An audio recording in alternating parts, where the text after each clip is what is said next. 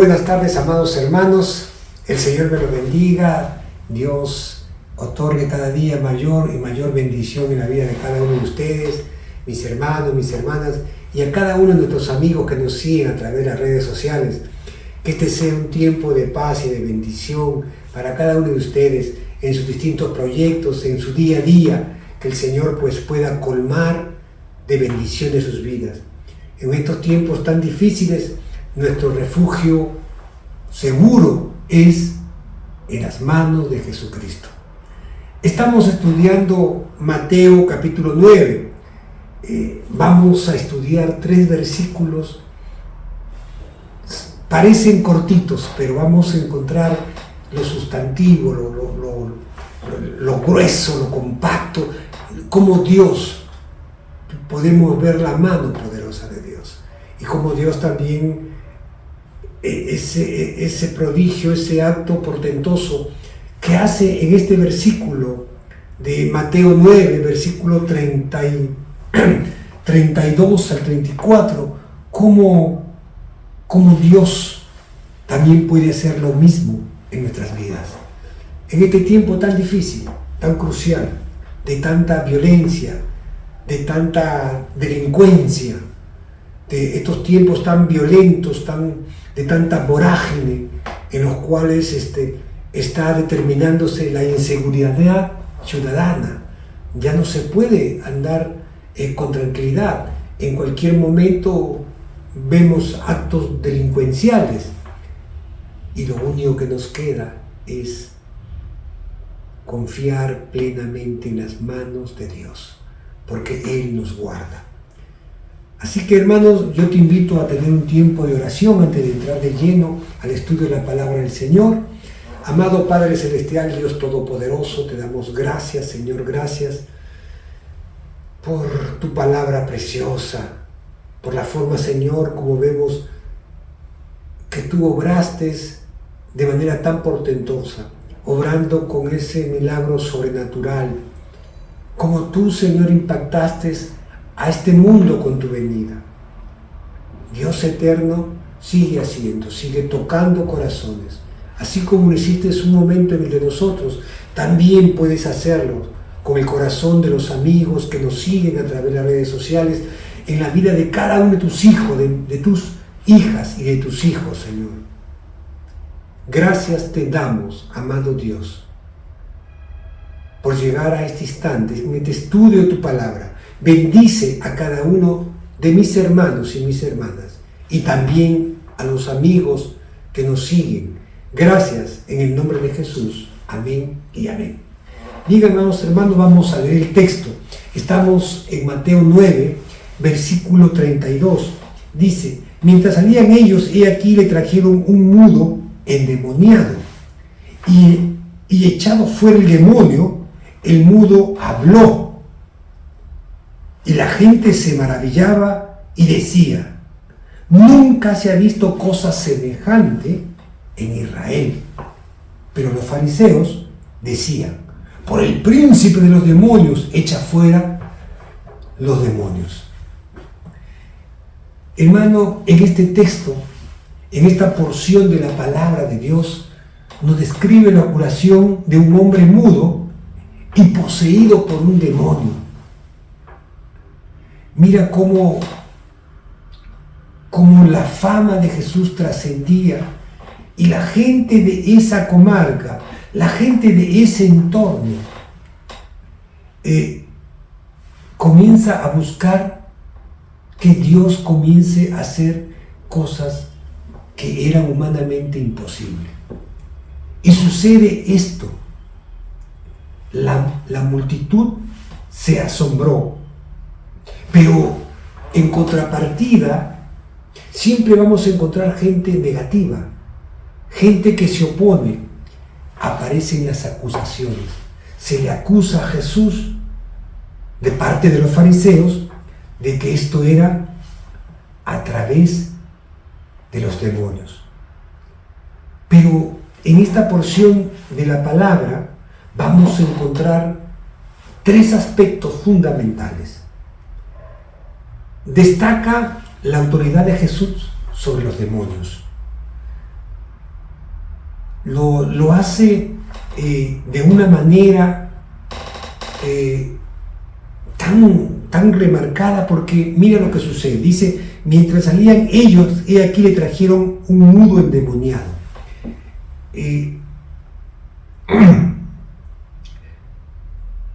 Jesús había obrado, había hecho milagros, venía de dar vista a 2 ciegos, venía de revivir a la hija de Jairo, había quitado a una mujer de 12 años de una enfermedad tormentosa, y su fama había trascendido. Dice, mientras salían ellos, presumiblemente nos habla que salían de la ciudad o de una casa, he aquí le trajeron a un mudo endemoniado. Como te dije, hermano, qué importante es describir, destacar la autoridad de Jesús sobre los demonios.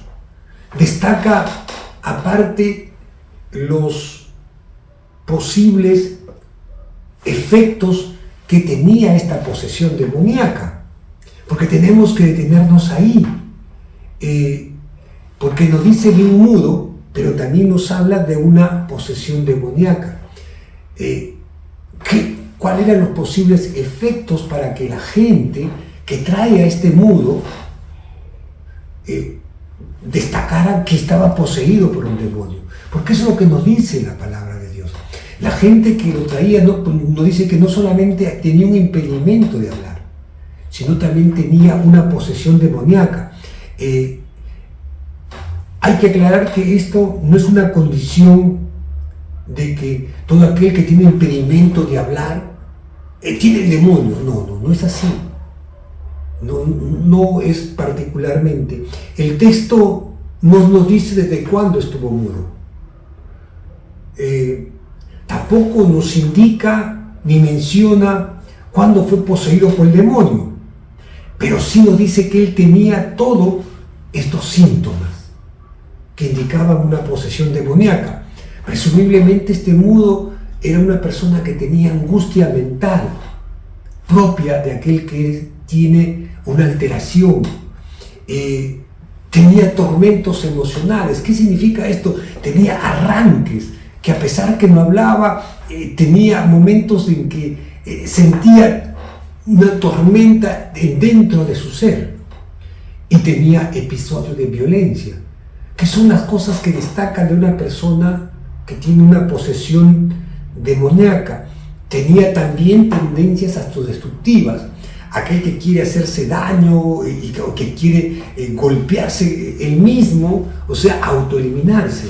Entonces, todo esto destaca de un comportamiento anormal, y por eso estas personas lo llevan ante Jesús. ¿Por qué lo traen ante Jesús? Porque su fama como un hombre hacedor de milagros, como que él era el Cristo, el Mesías enviado, y ya lo vimos en los 2 ciegos que lo reconocen, y la gente reconoce que él era el enviado, él era el Mesías, él era Jesucristo en medio de nosotros, el Hijo de Dios.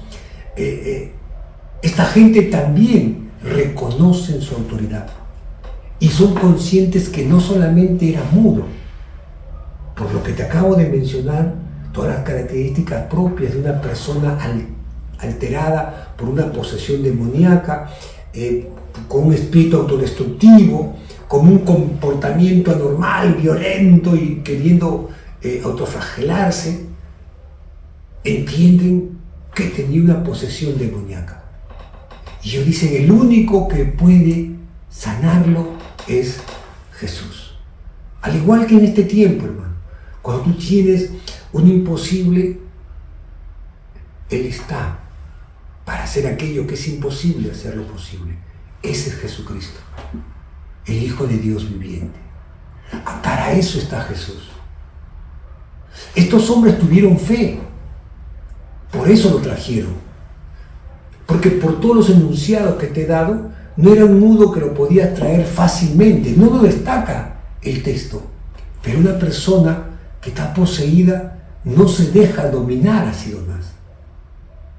No dice cómo lo trajeron o cómo lo convencieron, pero lo que sí es cierto que la gente que lo trajo tenía fe en el poder de Jesús. Y eso es trascendental, hermano, hermana, amigo, que el que se acerca ante Jesús crea que Él existe y que Él es poderoso. Porque está de más decirte, sin fe es imposible agradar a Dios. Jesús encontró fe en estos hombres. Jesús encontró fe en las personas que trajeron a este ciego. Por eso dice, mientras ellos salían, he aquí, le trajeron un mudo endemoniado. Ten presente que lo que mueve la mano de Jesús, lo que mueve la mano de Dios, es la fe. Cuando tú estás a punto de salir y dices, no, después veo eso y vengo. Es lo que solemos hacer cuando estamos de salida. No, ya, después lo veo. Salvo que esa persona que venga te impacte. Sea tan fuerte la necesidad con que viene que llame tu atención. Y eso pasó con Jesús. Él salía con su séquito, con el grupo de sus discípulos, con la gente que lo rodeaba. ¿Y sabes qué? Dice que le trajeron un mudo endemoniado. Yo tengo que dejar en claro, hermano, que no toda aflicción física es efecto del demonio. Que tú y yo tenemos que actuar en fe. Tenemos que ser hombres y mujeres de fe. Tenemos que movernos confiando en el poder de Jesús. Estos hombres que trajeron a este endemoniado tenían fe. Yo quiero que dejes una marquita acá en Mateo 9 y vamos a Santiago, capítulo 5. Santiago, capítulo 5, versículo 13, que dice así. Esto te lo comparto para que cuando tú nos encontremos o te encuentres en una situación difícil, ¿qué nos dice la palabra de Dios? ¿Qué tenemos que hacer? ¿Está alguno entre vosotros afligido? Haga oración. ¿Está alguno alegre? Cante alabanza. ¿Está alguno enfermo entre vosotros? Llame a los ancianos de la iglesia y oren por él, ungiéndolo con aceite en el nombre del Señor Jesús.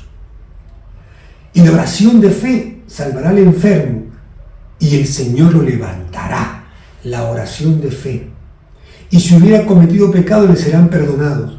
Confesad vuestras ofensas unos a otros y orad unos por otros, para que seáis sanados, y la oración eficaz del justo puede mucho.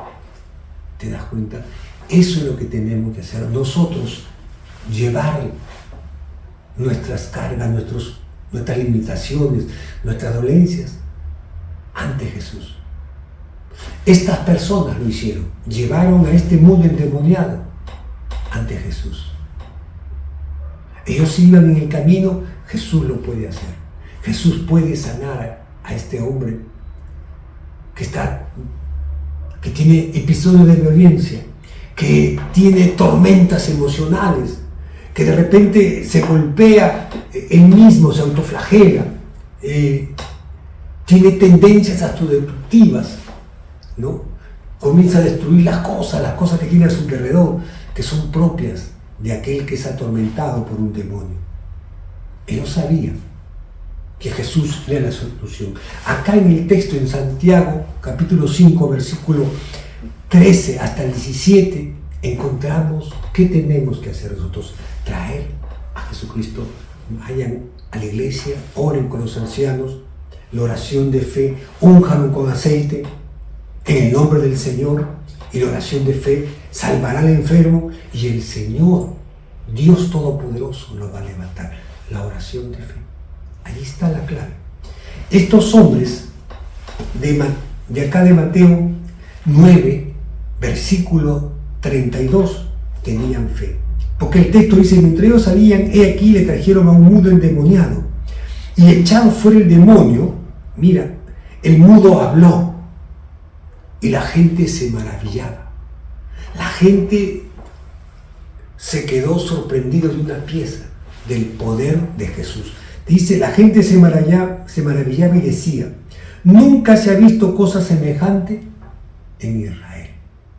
Nunca se ha visto cosa semejante en Israel. La gente decía, nunca hemos visto eso. Solamente lo puede hacer el Mesías, el Hijo de Dios. Solamente lo puede hacer en nombre de Dios. ¿Te das cuenta?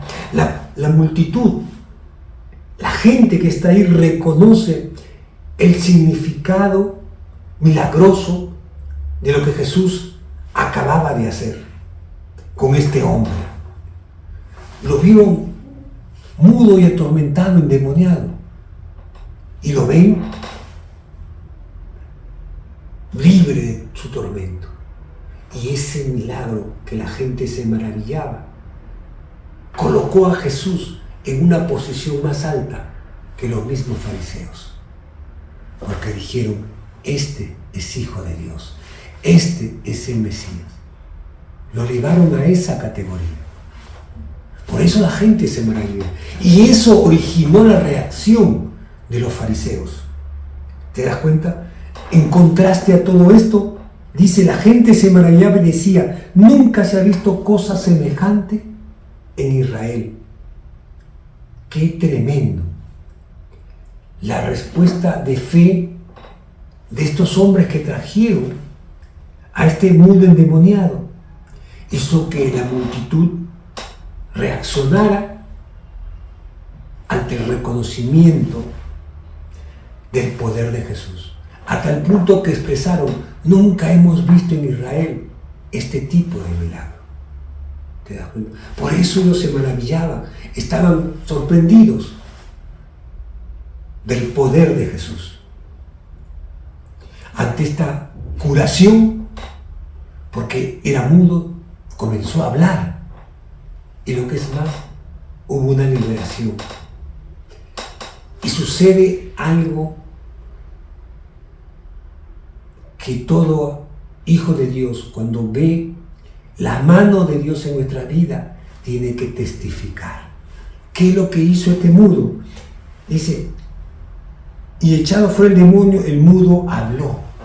Comenzó a hablar palabras coherentes. O sea, en otras palabras, comenzó a testificar con su boca. Comenzó a hablar. No sabemos qué dijo, pero la gente encontró aquel que no podía omitir palabras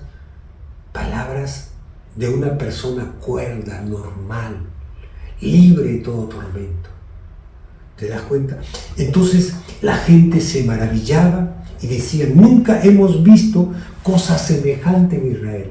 Y así, tú y yo, hermano, hermana, tenemos que comenzar a pregonar, a hablar, a testificar las cosas que Dios ha hecho. Siempre tenemos algo que decir, lo que Dios está haciendo y va a hacer en nuestras vidas. Esa es la condición, hermano. Es lo que nos habla el texto. ¿Te das cuenta? Es lo que nos dice. Pero, si bien es cierto, encontramos en el versículo 33 que la gente se sorprende lo que está sucediendo en su país, cómo Dios está obrando poderosamente. En el versículo 34 nos va a decir esa gente que se opone. Siempre va a haber gente que dice, no vayas, por las puras, vamos a hacer lo otro, esto, aquello. Siempre te desalienta y a veces es igual. Pero mira, pero los fariseos decían, por el príncipe de los demonios echa fuera los demonios. Por el príncipe de los demonios se echan ellos mismos. A veces parece increíble la forma como la gente a veces se burlaba de Jesús. Acá lo están haciendo delante de él. ¿Y tú crees que de ti y de mí no se van a burlar? ¿Tú crees que de ti y de mí no van a hacer escarnio? Sí. Si con Jesús, el Hijo de Dios, haciendo un milagro, se burlaba gente que era reacia, contumaz, ¿te das cuenta? Es más, lo acusaban a él de hacer ese tipo de milagros por el demonio. ¿Cuántas veces, hermano, va a haber personas que van a hablar cosas falsas cuando nosotros estamos haciendo la obra del Señor? Siempre Jesús también encontró esos mismos obstáculos. Entonces, la gente, los fariseos comenzaron a decir que Jesús, el efecto de esa sanidad, de esa liberación, era por el poder demoníaco. Jesús, el texto no nos dice que Jesús los enfrentó, los cuestionó. Pero si vamos, cuando lleguemos ahí vamos a ver, en Mateo 12, Él los reprende enérgicamente. Es más, los desafía a cada uno de estos fariseos que tildaban que Él lo hacía en nombre del demonio. En Mateo 12 vamos a ver cómo Él los enrostra cara a cara. Pero acá estamos encontrando que simplemente Jesús guardó silencio ante la reacción de estos enemigos, estos hombres que supuestamente estaban cumpliendo la ley, pero estaban muy distantes, tremendamente lejos de la voluntad de Dios. Por eso, hermano, lo saltante a veces cómo debemos reaccionar en tal o cual momento. Jesús no dijo nada. Lo que sí tenemos que decir y dejar en claro que Jesús tenía total dominio y poder sobre los demonios. En los distintos pasajes tú vas a ver que los demonios lo conocen y le temen y se sujetan a Él. ¿Por qué? Porque Él es Dios. Porque Él es Dios. Porque Él tiene poder sobre todos ellos.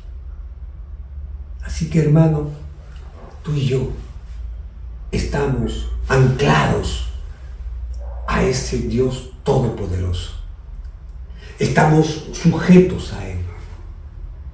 Es lo que nos enseña este texto.